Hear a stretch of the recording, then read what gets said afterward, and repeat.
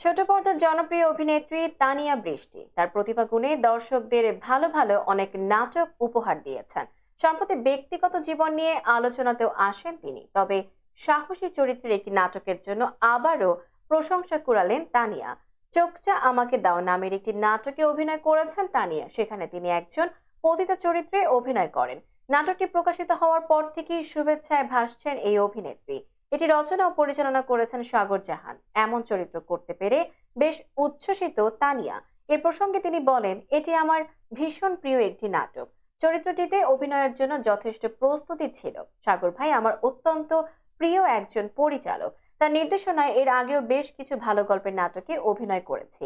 ভীষণ কৃতজ্ঞতা প্রকাশ করছি তার প্রতি।